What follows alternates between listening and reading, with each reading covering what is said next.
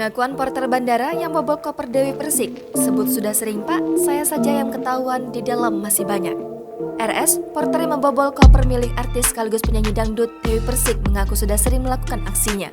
Diketahui, RS membobol koper Dewi Persik di Bandara Sultan Haji Muhammad Sulaiman, Sepinggan, Balikpapan pada 18 Juni 2022 lalu.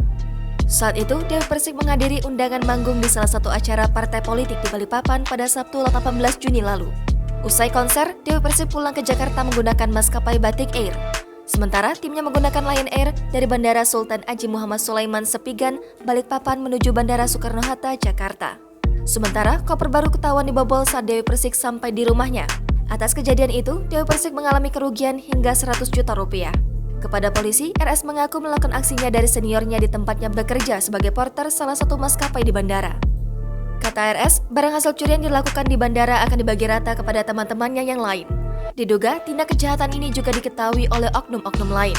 RS mengaku sudah beberapa kali melakukan aksinya. Namun setelah membobol koper milik Dewi Persik, ia pun ditangkap polisi. Setelah dirinya ditangkap, RS menyebut masih banyak pelaku lain di bandara. Sementara itu, Kasat Reskrim Polresta Balikpapan, Komisaris Polisi Rengga Puspo Saputro mengatakan, terbongkarnya kasus ini setelah adanya laporan dari asisten Dewi Persik di Bandara Soekarno-Hatta pada tanggal 2 Juli 2022 lalu. Mendapat laporan itu, sambungnya Satreskrim Polresta Bandara Soekarno-Hatta melakukan pengembangan di Balikpapan dan di backup Jatantras Polda Kaltim.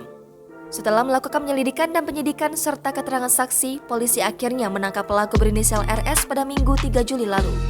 Di tangan pelaku, polisi berhasil mengamankan barang bukti berupa 2 kalung berantai emas, 1 emas batangan bertuliskan Dewi Persik, 1 koper warna hijau Tosca dan kotak perhiasan. Atas perbuatannya, pelaku kini dijerat pasal 362 KUHP dengan ancaman pidana di atas 5 tahun penjara. Jangan lupa subscribe, share, komen, dan like ya!